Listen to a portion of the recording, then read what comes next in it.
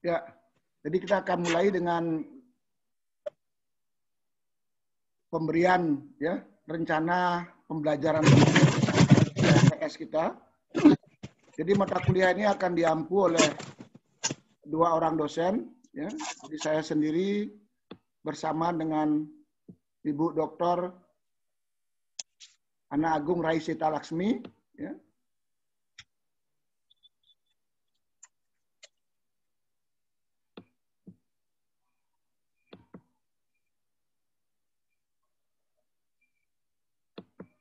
Ya, dengan Ana Agung Raisita Laksmi. Jadi saya kebetulan sesuai dengan kesepakatan, saya masuk lebih awal, ya,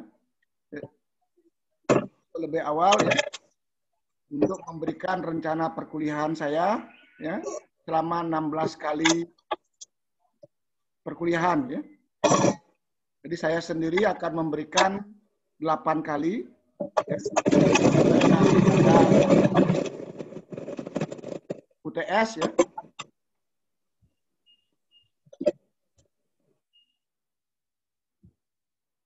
Ya, sampai nanti ada UTS, ya. Jadi kami berharap ya melalui perkuliahan ini, jadi Anda semua nanti mahasiswa akan mampu memahami ya tentang hakikat filsafat ilmu manajemen ya dan penerapannya dalam bentuk penulisan karya ilmiah. Jadi nanti dalam beberapa sebentar lagi saya akan Anda diskusikan tentang tugas ya sesuai dengan bidang Anda ya. Paling tidak sebagai langkah awal ya. Anda nanti akan membuat tesis. Kemudian yang kedua, mahasiswa mampu memahami konsep logika. Ya, jadi logika deduktif maupun induktif, dari yang bersifat umum ke yang bersifat khusus atau sebaliknya, ya, untuk mengembangkan cara-cara berpikir yang logis. Ya, jadi cara-cara berpikir yang logis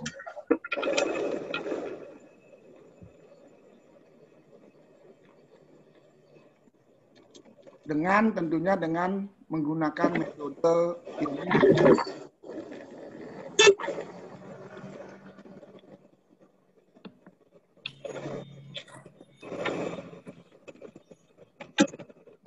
Ya, jadi minggu pertama, jadi saya akan memberikan penjelasan termasuk pendahuluan. Dan nanti akan diseringi dengan pemberian tugas. Jadi pemberian tugas membuat paper. Ya. Jadi membuat paper, kemudian sambil berjalan ya, nanti beberapa hal saya akan jelaskan terkait dengan ontologi, ya, ontologi dari filsafat ilmu, ya, dan epistemologi, ya, bagaimana cara mendapatkannya, ya, tentunya dengan metode ilmiah, ya, termasuk bagaimana cara membuat sebuah proposal, ya, jadi proposal penelitian untuk menghasilkan sebuah ilmu pengetahuan, khususnya di bidang ilmu manajemen. Ya. Jadi di bidang ilmu manajemen, sepengetahuan saya, nanti Anda akan terbagi ke dalam 3 konsentrasi. Jadi konsentrasi SDM, sumber daya manusia, kemudian pemasaran, dan perbankan. Jadi ada satu konsentrasi yang belum banyak peminatnya, yaitu pariwisata. Ya. Kemudian kuliah kita yang kelima akan ada aksiologi, ya. Jadi manfaat dari ilmu yang Anda dapatkan. Ya. Ya. Dan yang keenam, ya, yaitu manfaat nilai. Ya. Apakah ada nggak nilai dari ilmu pengetahuan yang telah saudara pelajari, yang sudah Anda dapatkan melalui tesis, ya. Dan terakhir tentunya saya mengharapkan ada presentasi ya dari tugas yang akan saya berikan ya kepada seluruh mahasiswa. Ya, nanti kita sepakati apakah tugas ini berkelompok atau masing-masing individu. Jadi tergantung kesepakatan kita nanti, dan terakhir nanti di minggu ke-8 ya akan ada ujian tengah semester ya, tengah semester, dan setelah itu akan dilanjutkan oleh dosen yang kedua yaitu Bu Dr. Rai Sita Laksmi sampai minggu ke-16 ya. Sehingga saya akan memberikan sampai minggu ke-8 ya, sampai di ujian tengah semester ya. Ya, nanti akan diberikan oleh Bu Rai Sita Laksmi ya. Jadi kelanjutan dari kuliah ini yang perlu juga kita mendapat kesepakatan yaitu tentang penilaian. Ya, jadi penilaian dari mata kuliah ini, jadi saya akan bagi menjadi kehadiran mahasiswa. Jadi kehadiran mahasiswa ini walaupun mungkin tidak penting ya, namun tetap saya berikan poin sebesar 10%. Ya. Kemudian ada tugas ya. Jadi tugas yang saya berikan ya, baik berupa paper maupun presentasi ya, yang akan dilaksanakan pada minggu ke-7 nanti ya. Kemudian ditambah dengan ujian tengah semester serta ujian akhir semester ya. Jadi sehingga nilai Anda menjadi 100%. Jadi mudah-mudahan Anda berhasil dengan baik ya, dengan nilai A begitu. Sehingga tidak ada perlu yang mengulang. Ya, bahkan harapan saya tentunya Anda bisa selesai tepat waktu ya. 1,5 semester ya. Jadi 1 tahun 6 bulan ya, bisa menyelesaikan kuliah di program Pasca Sarjana Universitas Warmadewa. Jadi mudah-mudahan sudah sepakat ya terkait dengan rencana pembelajaran kita ya, selama 16 kali pertemuan diajar oleh 2 orang dosen, saya dengan Bu Gung Sita Laksmi, saya memberikan 8 kali, dan Bu Gung Sita nanti memberikan 8 kali. Nanti nilainya akan terakumulasi seperti pada PowerPoint, ya, pada Word Anda di hadapan ini. Ya. Jadi kita lanjut. Ada yang perlu didiskusikan ya, terkait dengan RPS kita dan rencana nilai. Jadi kalau ada yang mau bertanya, silakan dibuka mute-nya. Kalau tidak bertanya, ditutup kembali.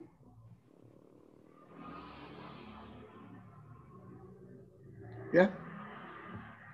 Ya, kalau tidak ada yang bertanya, saya akan lanjut. Ya.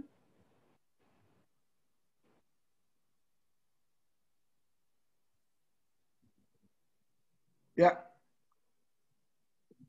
Jadi kita kuliah perdana, kuliah pertama ya, tentang filsafat ilmu pengetahuan ya, sebelum nantinya Anda akan menerjemahkan ya, akan mengaplikasikan di dalam bidang ilmu manajemen.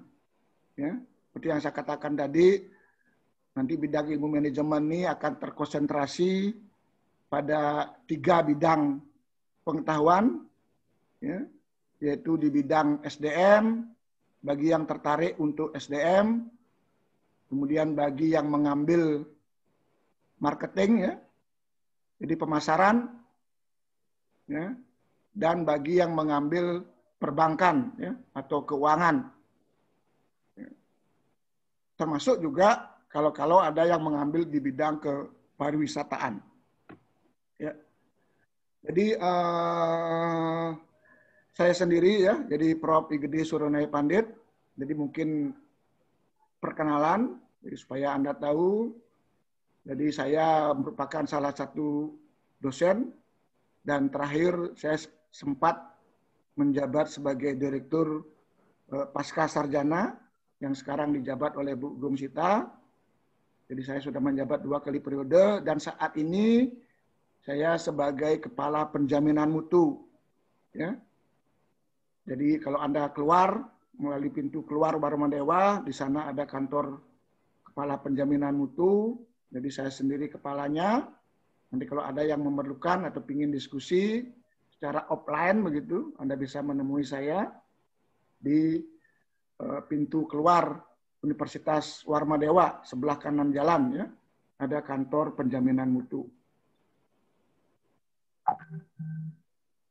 Ya, jadi sedangkan Anda sendiri nanti saya akan baca ya nama saudara melalui Google Form ya yang saya sudah bagikan, nanti silakan diisi. Jadi mudah-mudahan semua yang hadir bisa mengisi ya, sehingga sebagai daftar hadir perkuliahan perdana kita. Ya. Nah, termasuk juga nanti di sana di dalam RPS tadi saya lupa ya, ada beberapa bahan ajar ya. Ada beberapa buku yang dapat Anda miliki ya atau yang mungkin yang dapat Anda baca ya. Beberapa filsafat ilmu ya. Jadi karangan Sumantri Sostrowijaya dan masih banyak buku saya kira. Jadi Anda bisa search ya lewat Google gitu mungkin ya terkait dengan filsafat ilmu manajemen ya. Termasuk juga mungkin Anda sekali-sekali jalan-jalan ke perpustakaan ya yang ada di atas gedung Pasca maupun di kantor pusat ya. Ada banyak daftar buku yang bisa Anda pelajari. Tentunya tiada lain adalah untuk menambah ya wawasan saudara, menambah keilmuan saudara terkait dengan filsafat ilmu manajemen.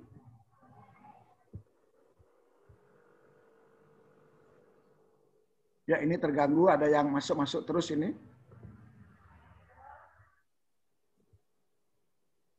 Ya. Jadi kita mulai ya. Jadi filsafat ya, itu dalam bahasa Indonesia.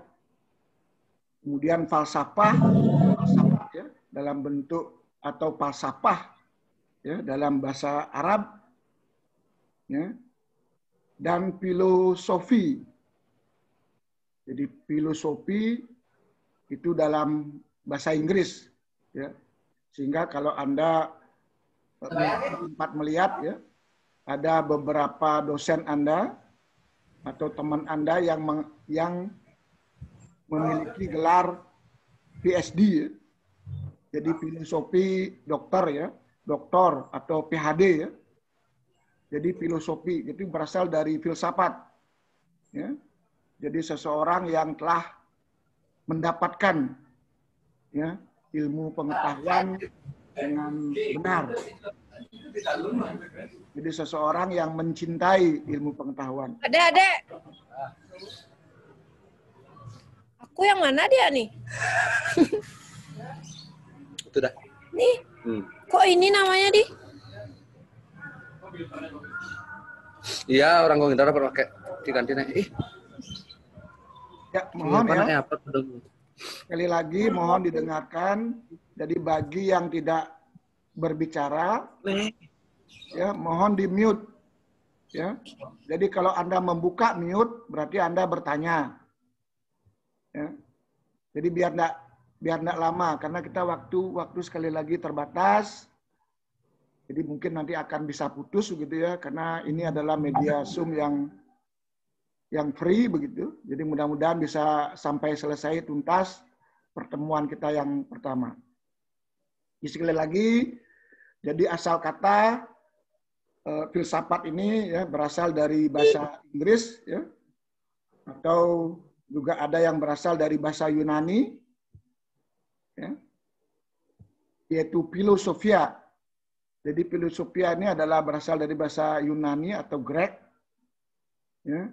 Itu berasal dari kata philos, filia, filien, ya, dan sophia atau sophus.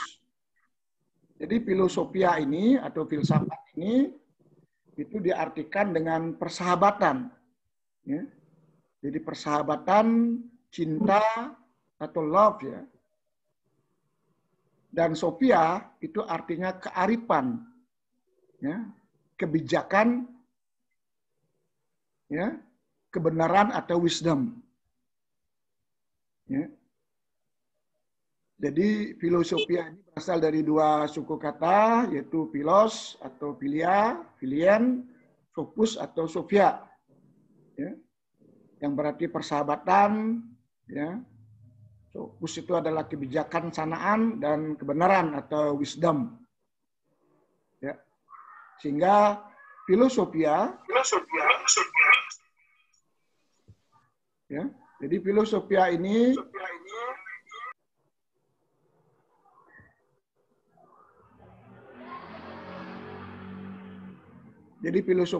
adalah love of wisdom atau seseorang yang pencinta kebenaran, ya. Seseorang yang mencari kebijaksanaan, ya. Jadi seseorang yang berpikir kearifan. Jadi kalau Anda menyandang gelar PhD gitu, filosofi doktor, jadi adalah seseorang yang sudah cara berpikirnya itu adalah benar, atau cara seseorang yang mencintai suatu kebijaksanaan. Ya. Nah, di mana Plato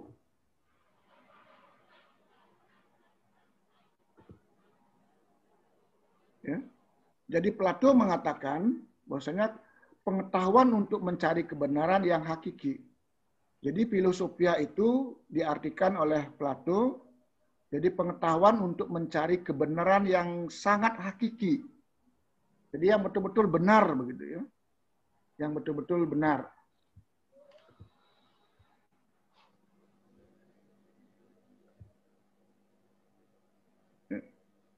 Sedangkan Aristoteles ya, mengatakan ilmu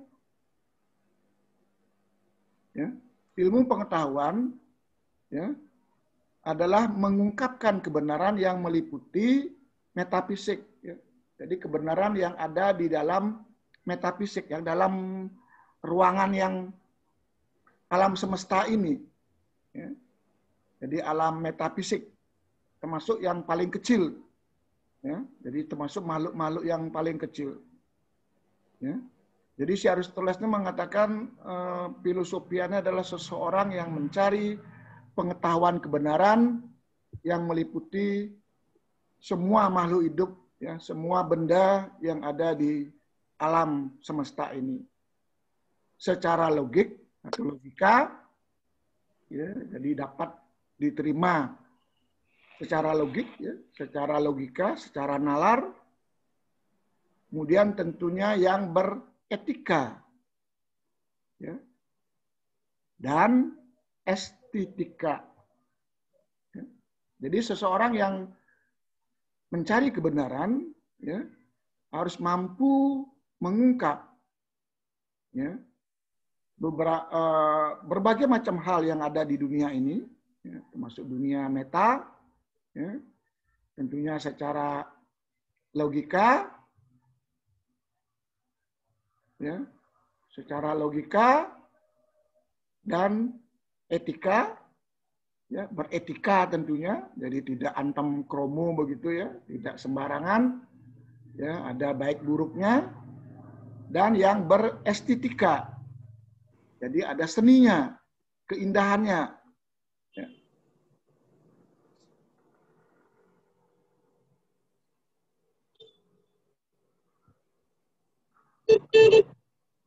Kemudian Ren Descartes ya, jadi mengatakan filosofi ini ya, itu adalah kumpulan semua pengetahuan ya, yang menyangkut manusia.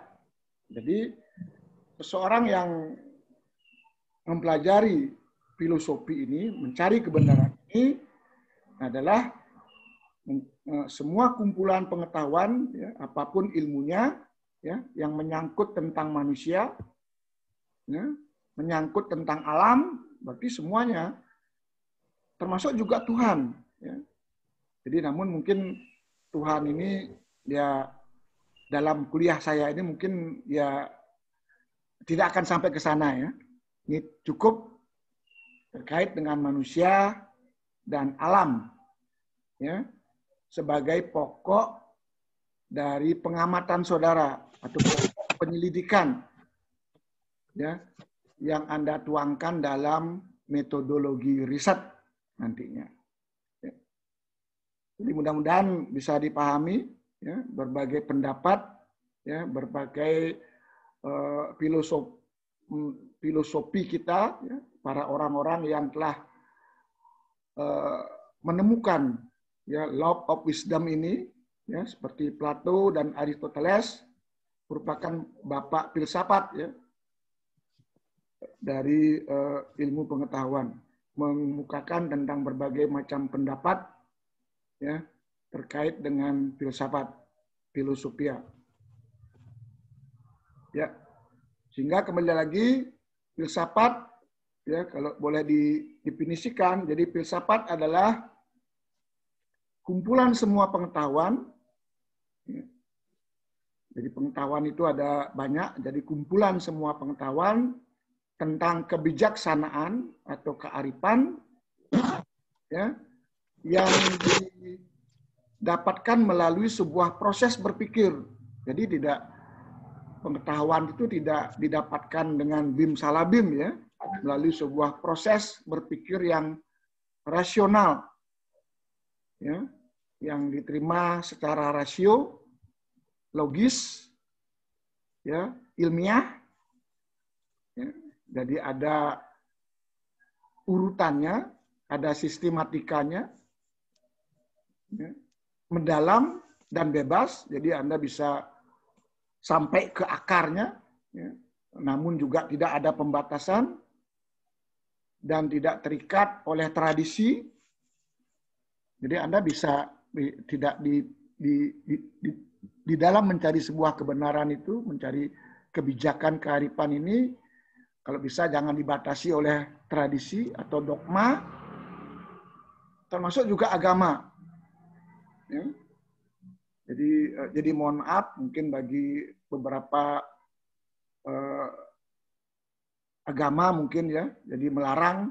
Ya. Namun di dalam filsafat ini jadi agar dibebaskanlah kita untuk meneliti, ya, untuk mencari kebenaran ya yang dilandasi oleh prinsip kebenaran. Jadi kita belajar filsafat, ya, mencari kebijaksanaan ini, ya, kita harus lepaskan, ya.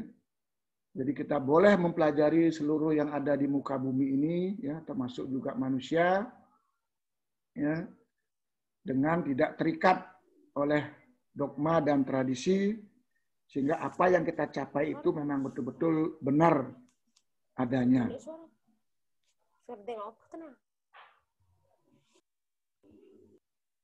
Ya, ada 5 jembatan untuk memperbaiki keadaan. Ya, jadi kalau seandainya kita ingin mencari kebenaran, ya, memperbaiki apa yang telah kita dapatkan, ya, jadi kita percayakan saja kalau terkait dengan agama begitu ya, maka ya kita profesional gitu ya. Jadi kita tugaskan saja itu tugasnya para ulama gitu ya. Kemudian kalau dia falsafah, ya sudah ada tugas filsuf, ya. Jadi, sudah ada tugas para pemikir, para pencinta kebenaran. Kemudian kalau dia tugas ilmu, ya ilmuwan, ya, maka para akademisi, ya, termasuk juga kita ini, ya. Jadi kita ini digolongkan ke dalam yang ketiga, ya, dalam rangka mencari kebenaran sesuai dengan tugas seorang ilmuwan yang mencintai kebenaran, seorang para akademisi, ya, sedangkan para profesi, ya, jadi kita serahkanlah tugas itu kepada para profesional, ya. Jadi sehingga betul-betul di dalam rangka mencari kebenaran, ya, mencari kebijaksanaan. Jadi kita sudah di kapling-kapling, ya, sudah dipisah-pisahkan. Jadi jangan mencampuri, ya, ilmu orang lain, ya, yang di luar bidang keahlian kita, sehingga betul-betul kita bisa sepakat, ya, dalam rangka mencari kebenaran yang logik, yang rasional itu harus sesuai dengan disiplin kita masing-masing. Ya, termasuk juga bidang seni budaya, ya. Jadi jangan sekali-sekali kita yang memang tidak ahli di bidang seni budaya, ya biarkanlah itu tugasnya orang seniman, ya, atau budayawan yang mencari kebenaran di bidang seni budaya.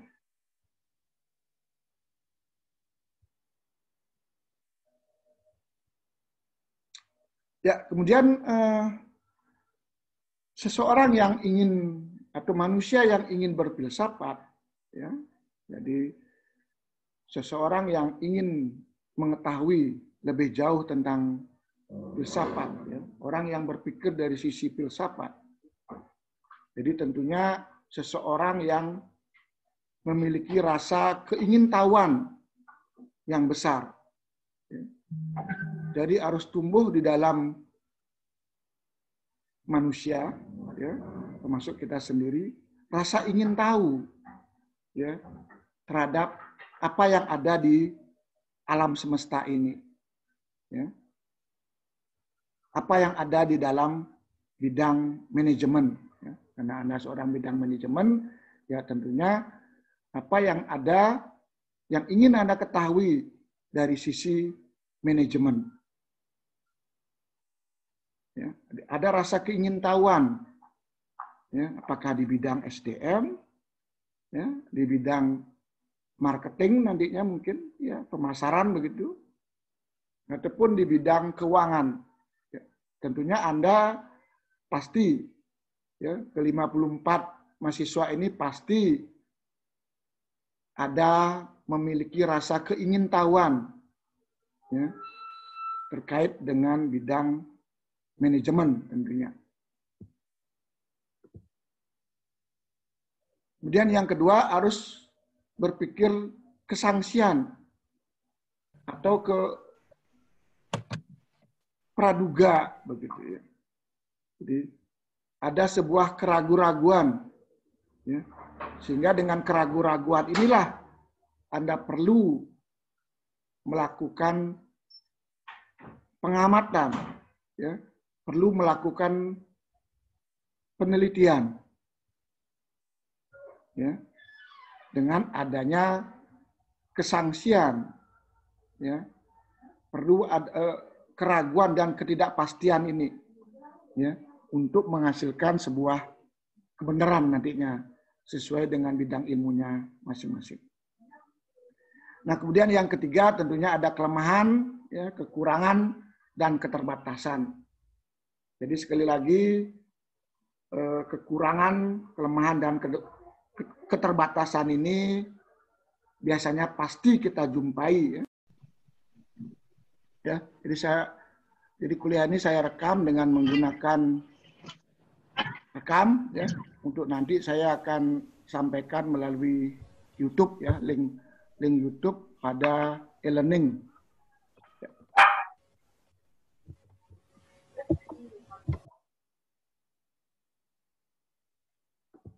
Ya, mohon maaf ini ada, ya, teman-temannya masuk ini terus harus di-add dulu.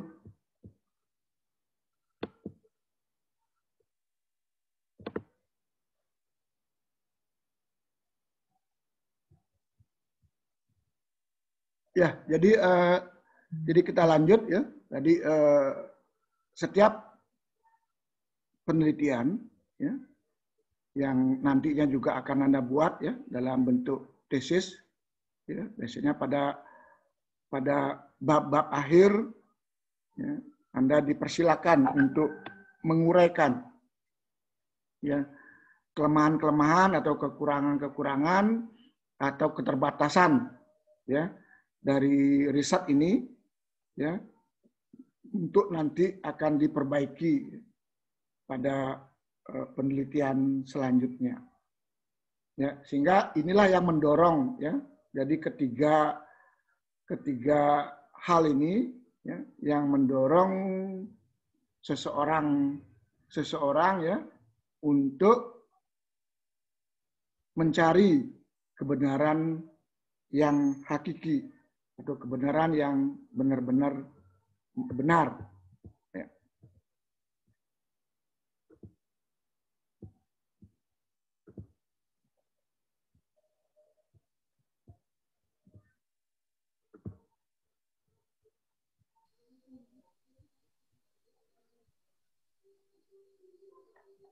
Ya, kemudian dari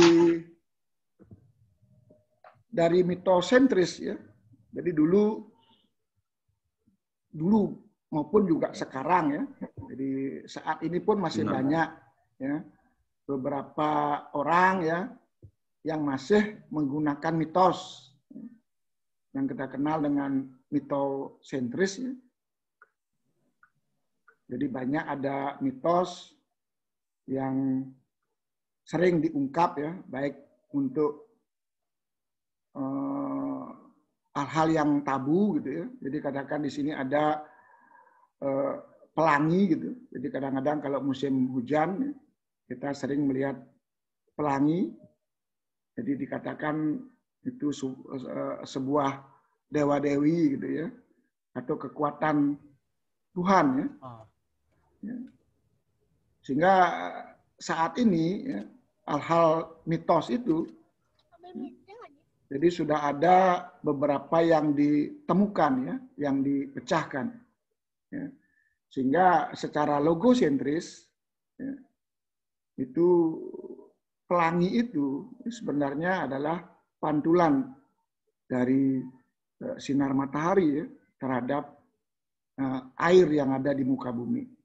Jadi seolah-olah seperti sebuah pelangi yang berwarna-warni, ya, yang indah, yang merupakan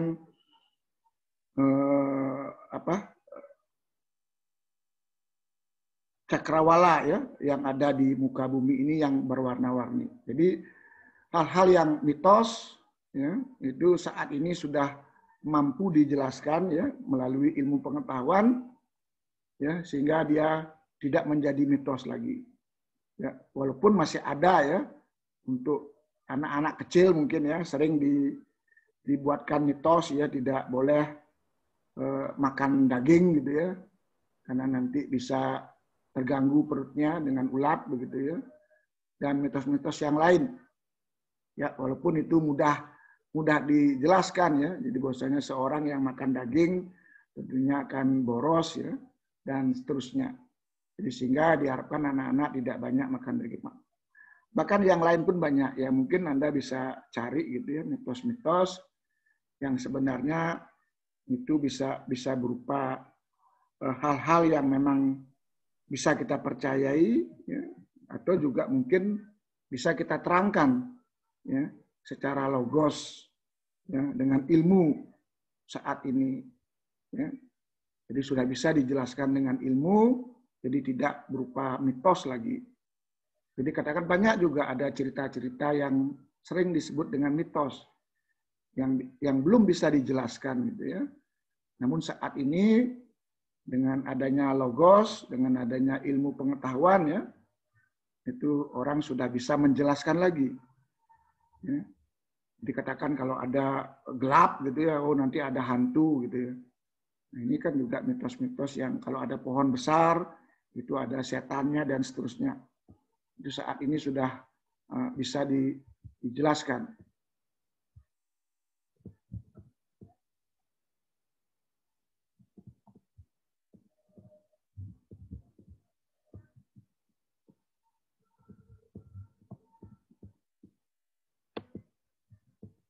Ya.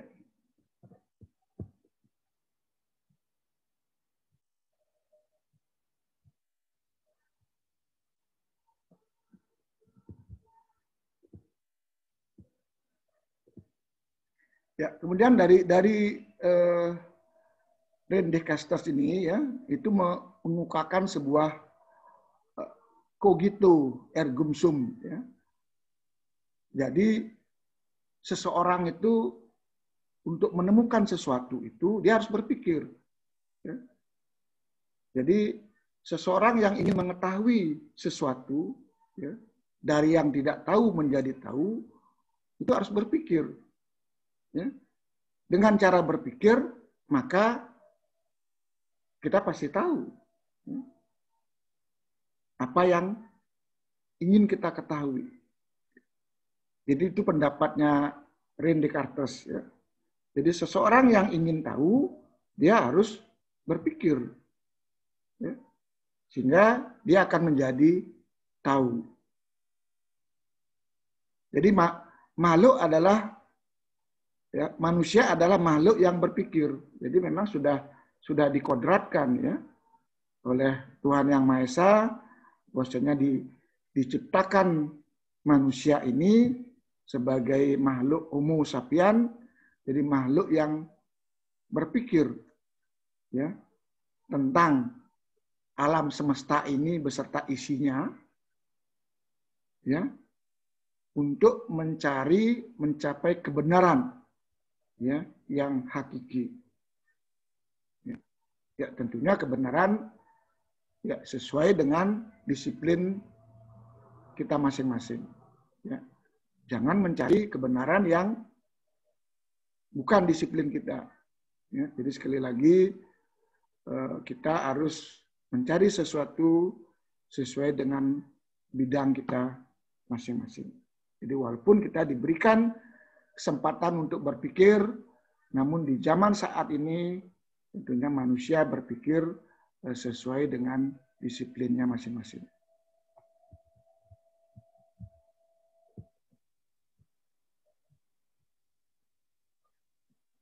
Ya, Aristoteles mengatakan, ya, jadi bahwasanya manusia dikodratkan untuk selalu ingin tahu. Ya. Jadi Aristoteles itu mengatakan memang sifat manusia itu selalu ingin tahu. Ya. Jadi kalau bisa memang hal-hal yang tidak yang tidak diketahui pun dia ingin tahu ya ada apa gitu ya. Jadi rasa ingin tahu inilah ya yang membuat manusia selalu berpikir ya untuk mengetahui rasa ketidakingintahuannya itu ya, atau equinate mind, jadi pikiran yang selalu bertanya untuk ingin tahu ya. Dengan ingin tahu ini maka dia akan berpikir untuk selalu bertanya, dan akhirnya dengan berpikir mereka bisa mengetahui apa yang tadinya tidak tahu menjadi tahu.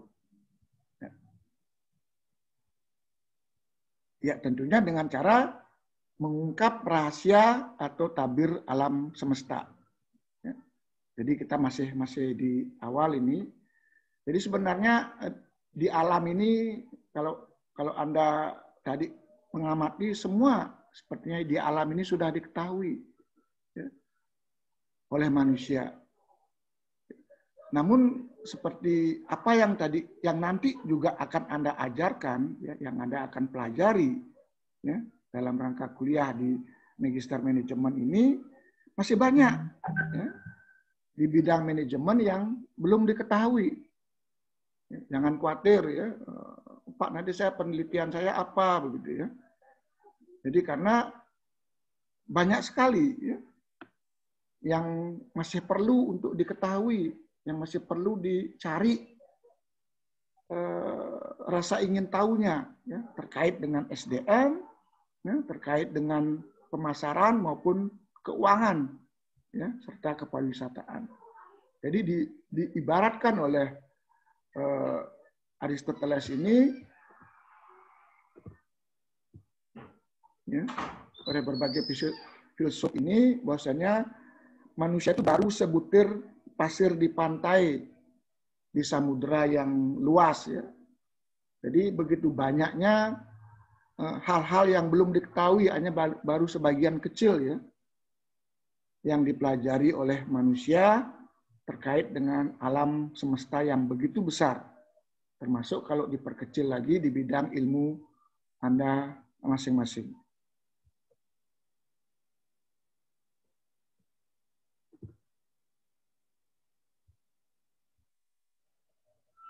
Nah, kemudian manusia ini diberikan anugerah, ya, diberikan jadi terus ada orang masuk nih diganggu terus, ya. Ya. Jadi manusia diberikan anugerah oleh Tuhan Yang Maha Esa adalah makhluk-makhluk yang paling tinggi derajatnya, ya, dibandingkan dengan makhluk-makhluk yang lain yang ada di muka bumi ini. Di mana manusia itu diberikan pikiran, ya. Jadi kita diberikan otak, ya, kalau mungkin saya sebut otak, ya, untuk berpikir, ya, untuk berpikir, untuk mencari kebenaran, ya. Tentunya mencari kebenaran dengan menggunakan pikiran yang logik, ya, yang logika, yang secara rasional, yang diterima oleh logik kita. Kemudian juga manusia diberikan keunggulan memiliki perasaan. Ya. Jadi perasaan terkait dengan nilai keindahannya. Jadi kalau kita menggunakan perasaan kita, ya, pasti yang terbayang atau yang tercapai di dalam perasaan itu adalah nilai keindahan. Ya, itu yang keindahan ya terkait dengan estetika. Ya. Kemudian yang ketiga adalah ada kemauan. Jadi memang seperti tadi kita dikatakan ada manusia itu rasa ingin tahu, ya, keingintahuan, ya. Jadi yang rasanya ingin tahu ini pasti kemauan ini pasti ada nilai kebaikan di sana. Ya. Jadi kalau ada seseorang yang rasa ingin tahunya tinggi itu atau kemauan yang tinggi itu pasti di sana terdorong ada nilai kebaikan dan keburukan. Ya kalau nggak baik dia buruk gitu ya. Nah hal-hal seperti itu sangat terkait dengan estetika.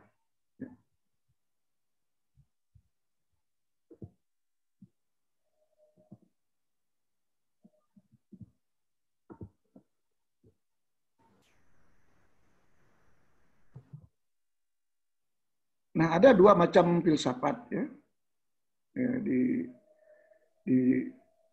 dunia ini. Ya.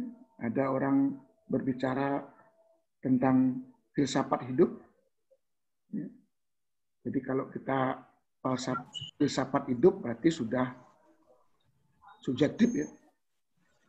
Jadi namanya hidup ya tergantung orangnya, tergantung manusianya. Ya, subjektif. Dan bersifat emosional, jadi egonya dia. Kemudian juga cenderung tertutup. Ya. Jadi tidak ingin dicampuri, ya, tidak ingin diganggu. Ya. Sedangkan dalam filsafat ilmu, ya, terkait juga dengan filsafat ilmu manajemen, ya, kami tentunya berharap, ya, Anda semua mahasiswa harus bersifat objektif. Ya. Jadi tidak subjektif, ya. Jadi harus objektif. Apa yang benar ya Anda katakan benar. Ya. Apa yang salah Anda katakan memang salah. Dan harus objektif, jangan berdasarkan diri pribadi. Ya. Harus rasional. Ya, harus masuk di dalam rasio Anda, dalam pikiran Anda. Dalam pikiran semua orang. Dan bersifat terbuka. Berarti kalau terbuka itu berarti bisa menerima masukan. Ya, bisa menerima pendapat orang. Sehingga kalau memang pendapat orang lebih bagus, ya berarti kita harus objektif mengatakan pendapat orang itu lebih bagus. Itulah yang dimaksudkan dengan filsafat ilmu. Ya, terkait nanti dengan ilmu saudara, tentunya juga harus bisa objektif di bidang SDM, ya, pelajaran mengenai SDM, rasional dan terbuka. Izin Pak Prof, Ya, mau bertanya. Pak Prof, itu kalau filsafat hidup sama filsafat ilmu kan kita lihat pasti bertolak belakang ya Pak Prof ya? iya, pasti bertolak belakang. Sehingga kita tidak belajar filsafat filsafat ini hidup ya. Jadi kalau hidup kan berarti diri sendiri. Jadi sedangkan ilmu itu harus bisa diterima oleh banyak orang. Ya.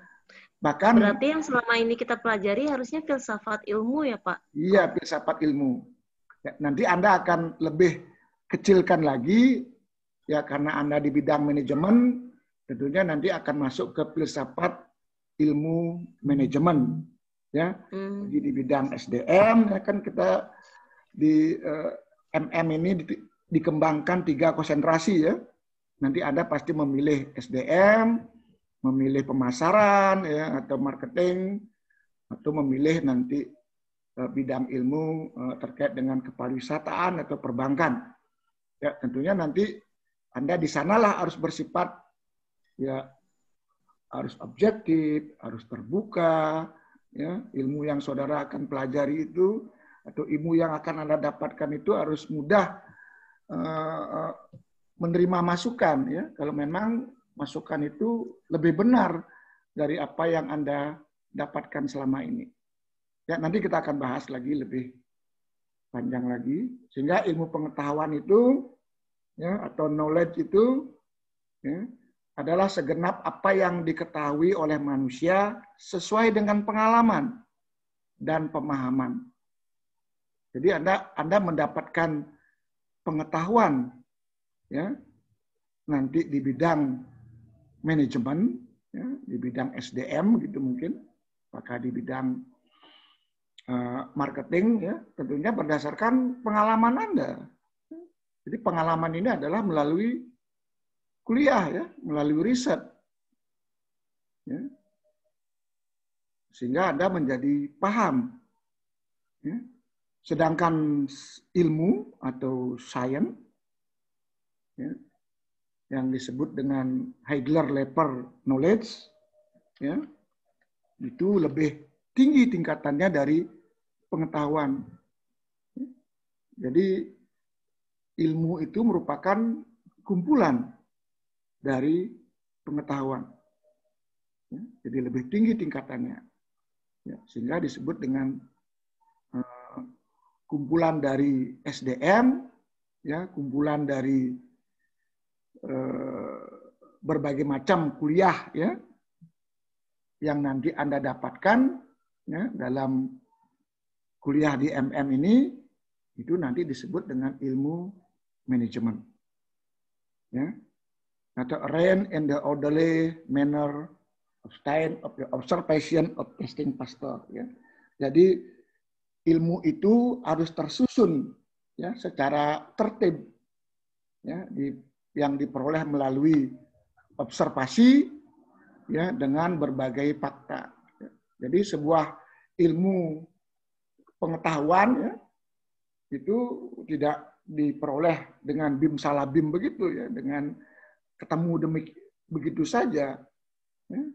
Tentu penemuan ilmu pengetahuan itu pasti sudah tersusun dengan baik, ya, telah terstruktur, bisa diulang kembali, ya, kemudian berdasarkan observasi, ya, dan disusun juga berdasarkan fakta-fakta ya, yang Anda peroleh dari observasi Anda, ya, sehingga nanti akan terwujud sebuah pengetahuan. Ya. Kemudian setelah pengetahuan, jadi kumpulan dari berbagai macam pengetahuan itu nanti akan menjadi sebuah ilmu. Jadi ilmu itu lebih tinggi tingkatannya dari pengetahuan. Ya, mudah-mudahan bisa paham. Ya. Ada yang mau diskusi, kalau mau ada yang mau diskusi silakan dibuka mute-nya. Ya. Ya, jadi kembali seperti yang saya katakan tadi ya, jadi 3 jenis pengetahuan ya yang tadi sudah kita bahas ya. Itu adalah pengetahuan tentang baik dan buruk ya. Itu biasanya diselesaikan dengan etika, dan biasanya orang yang terkait dengan etika biasanya dibatasi dengan agama. Ya. Jadi kalau ada yang mencari tentang baik dan buruk, ya, biasanya mudah ditafsir terkait dengan kebenaran agama. Ya. Sedangkan kalau pengetahuan tentang indah dan jelek, gitu ya, itu biasanya orang-orang seni, ya, orang-orang seni yang mudah memahami. Sehingga terkait dengan bidang kita itu adalah pengetahuan. Jadi karena kita akan mencari pengetahuan yang benar dan salah, ya, pasti kita akan menggunakan lebih banyak tentang logika, ya, masuk akal enggak, ya, rasional enggak, ya, dan akhirnya akan dikaji dari ilmu yang Anda pakai untuk menyusun hal-hal yang benar dan menyusun hal-hal yang salah. Sehingga di dalam hipotesis saudara, ya, di dalam rangka membuat hipotesis nantinya pada saat Anda menyusun tesis saudara, pasti Anda mengumpulkan hipotesis yang benar dan hipotesis yang salah, ya, atau yang ditolak. Ya, tentunya itu berdasarkan logika. Ya, nanti akan Anda dapatkan itu lebih banyak ya, sambil kita kuliah jalan. Nah, sehingga pencapaian ilmu pengetahuan ya, ada 3 objek kajian ya. Jadi kalau saudara ingin mendapatkan sebuah pengetahuan ya, kemudian lebih tinggi dari pengetahuan adalah ilmu ya, maka harus Anda kaji atau harus memenuhi ketiga bidang kajian ini. Ya. Dari sisi ontologi. Ya. Jadi apa yang Anda kaji, apa yang Anda ingin teliti, ya, apa yang Anda ingin dapatkan, harus memenuhi aspek ontologi. Jadi apa sih yang ingin Anda teliti? Apa hakikat dari ilmu yang ingin Anda dapatkan? Ya, kebenarannya dan kenyataannya. Ya, ini alam-alam yang nyata. Jadi jangan sekali-sekali nanti Anda mencari sesuatu pada alam yang tidak nyata, ya, yang tidak bisa diamati dengan ya paling tidak secara logik dengan menggunakan panca indera saudara. Ya, yang benar dikatakan benar, yang salah tentunya dikatakan salah. Ya, nanti kita akan bahas satu persatu. Kemudian yang kedua, harus memenuhi dari aspek epistemologi. Ya. Jadi bagaimana sih ilmu tersebut Anda dapatkan? Ya, metode apa yang Anda gunakan? Prosedur apa yang Anda tempuh? Ya, untuk memperoleh kebenaran ilmiah. Ya, jadi sekali lagi kebenaran ilmiah. Jadi kita para cendekiawan ini, para ilmuwan ini pasti Anda kuliah di manajemen ini tentunya ingin mencari kebenaran yang ilmiah, ya, bukan kebenaran yang di luar batas kemampuan kita. Ya. Di alam-alam yang tidak mampu kita selusuri. Ya. Tentunya kita mencari kebenaran yang ilmiah, yang memang mampu kita buktikan sesuai dengan metode ilmiah. Ya, dan terakhir, itu adalah harus berdasarkan kajian aksiologi. Ya. Untuk apa? Apakah ilmu atau pengetahuan yang ingin Anda dapatkan itu Untuk apa? Ada manfaatnya apa tidak?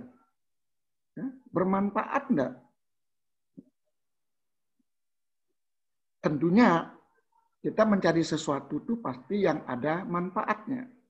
Bagi, ya tentunya bagi ilmu pengetahuan, bagi kebenaran, bagi umat manusia. Ya, jadi harus bisa dibuktikan. Jadi sudah ada peringatan ini, jadi karena kita memakai Zoom yang terbatas ya. Jadi nanti terkait dengan bidang ini ya, nanti ini yang akan Anda buatkan tugas ya. Ya saya sekali lagi memberikan tugas kepada Anda ya sesuai dengan bidang minat saudara ya, dalam rangka penyelesaian tesis Anda ya, terkait dengan ontologi yang ingin Anda capai dari tesis saudara. Ya, biasanya ontologi ini akan termuat di dalam pendahuluan ya, dan latar belakang, termasuk juga tinjauan pustaka, ya, akan muncul di dalam ontologi. Kemudian epistemologi itu sangat terkait dengan metodologi riset Anda, ya, metodologi penelitian saudara. Ya. Kemudian aksiologi ini terkait dengan manfaat, ya, manfaat ilmu ataupun kesimpulan dari penelitian saudara. Apa sih yang akan saudara hasilkan? Ya, apakah bermanfaat bagi manusia, bagi bidang ilmu kita, bagi kemaslahatan manusia? Ya?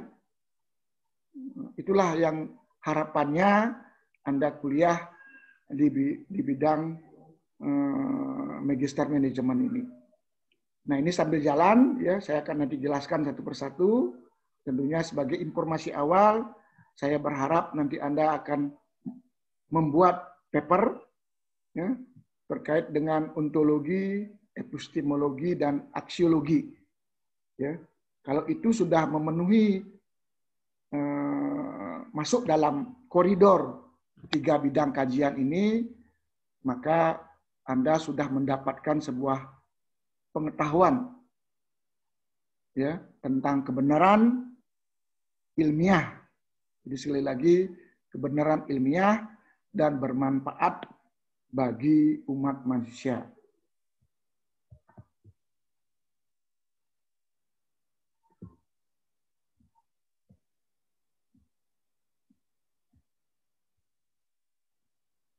Ya, kemudian beberapa syarat ya seseorang yang bisa berpikir filosofis ya, dia harus berpikir ke radikal ya. Jadi sampai ke akar masalahnya. Jadi seseorang yang ingin mencari sebuah pengetahuan harus tuntas. Ya, jadi kalau bisa kan gitu ya. Ya. Namun kan tadi seperti yang saya katakan tadi tidak tertutup kemungkinan juga ada kelemahan ya. Jadi tidak sampai tuntas sekali ya. Namun diharapkan seseorang ilmuwan, seseorang yang berpikir filosofis itu harus berpikir sampai ke akar masalahnya. Kemudian harus bisa berpikir universal. Jadi apa yang Anda dapatkan itu harus bisa diterima secara umum. Ya. Jadi masyarakat umum bisa menerima. Jangan sampai nanti masyarakat umum tidak bisa menerima apa yang Anda temukan. Ya, tidak bisa dipakai. Jadi ilmu saudara ini harus bisa dipakai di mana saja. Ya. Kemudian harus konseptual. Ya. Jadi harus bisa ada konsep dan ada generalisasi dari sebuah penemuan. Kemudian juga harus berpikir secara koheren, ya, logis. Kemudian konsisten, tidak kontradiktif. Jadi harus sistematik, ya. Jadi harus ada prosedur, harus saling berhubungan, ya. Tidak terpecah-pecah. Jadi kalau Anda nanti dalam metodologi itu harus satu persatu, ya. Anda uraikan di dalam prosedur penelitian Anda. Kemudian yang terakhir harus bertanggung jawab. Ya. Jadi apapun yang Anda temukan harus bisa dipertanggungjawabkan. Ya. Sehingga di dalam rangka penyelesaian tesis Anda, paling tidak Anda bertanggung jawab kepada dosen pembimbing dan dosen penguji, ya, yang akan menguji tesis saudara, ya, untuk bisa dipertanggungjawabkan di depan dosen penguji, dan akhirnya juga bisa Anda publikasi, ya, di berbagai media, di berbagai jurnal, untuk bisa juga dipakai secara banyak orang, ya, terhadap ilmu yang saudara dapat. Ya, dan sehingga dengan demikian dapat kita simpulkan, ya, kapan sih ilmu pengetahuan itu lahir? Ya. Jadi ilmu pengetahuan itu lahir, ya, tentunya berdasarkan kajian kita dari tadi, ya, pembahasan kita dari ada makhluk ciptaan Tuhan yang tercanggih, sehingga ilmu pengetahuan itu lahir sejak manusia itu ada. Ya. Sejak manusia berpikir, jadi manusia baru lahir itu sudah berpikir. Ya. Dengan akal, ya, manusia bisa berpikir bagaimana bisa berjalan, bagaimana bisa makan, dan seterusnya. Dan dengan pikirannya akan memperoleh sebuah pengetahuan, ya, dengan cara berpikir, dia akan mendapatkan pengalaman, dia akan mendapatkan pengetahuan, kemudian dengan pengetahuan akan mendapatkan sebuah ilmu. Ya, jadi kumpulan dari pengetahuan itu adalah ilmu. Dengan ilmu, manusia akan mampu berpikir secara rasional. Dengan ilmu ini kita akan bisa rasionalkan. Bisa tidak diterima dengan akal sehat kita? Dengan nurani kita, dengan logis kita. Dan sistematik, sekali lagi harus sistematik. Harus berurut. Ya. Sehingga dengan demikianlah ilmu itu lahir sejak manusia itu ada, sejak manusia mulai berpikir, sejak manusia mulai berinteraksi dengan alam. Ya, nah itu yang dapat saya sampaikan, ya, lewat kuliah perdana ini. Kalau ada hal yang perlu kita diskusikan, ya, kami persilakan, baik lewat chat, ya, ini, atau lewat WA group yang sudah ada, ya, ataupun mungkin saat ini masih ada waktu kalau ada yang ingin bertanya. Dan sekali lagi, di dalam kuliah ini sudah ada saya menyarankan Anda untuk membuat tugas, ya, terkait dengan tesis, ya, yang ingin Anda teliti. Ya, dengan kajian bidang ilmu manajemen, ya, apakah itu manajemen SDM, manajemen pemasaran, ya, manajemen keuangan, ya, dari sisi ontologi, ya, apa sih yang ingin Anda teliti, ya, tolong dikemukakan di sana, nanti kita akan bahas, ya, pada bab-bab selanjutnya lebih detail. Kemudian bagaimana cara mendapatkannya, tentunya dengan metode ilmiah, nanti juga kita akan jelaskan. Kemudian apa sih manfaatnya, ya, secara aksiologi, ya, dari riset saudara, atau dari apa yang ingin Anda kaji itu apakah bermanfaat bagi manusia, bagi hidup manusia, ya. Kalau memang tidak bermanfaat, jadi saya sarankan untuk jangan diteliti. Ya. Sekarang itu tugas saudara nanti akan saudara presentasikan, ya, pada minggu ke-7, ya, minggu ke-6 atau minggu ke-7 bagi yang sudah siap, ya, sebelum kita ujian tengah semester. Ya.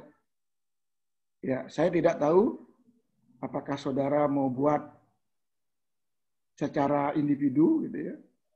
Seluruh mahasiswa membuat, karena bagaimanapun juga saya menginginkan apa yang ingin saudara ungkap dari tugas ini nanti akan Anda lanjutkan pada mata kuliah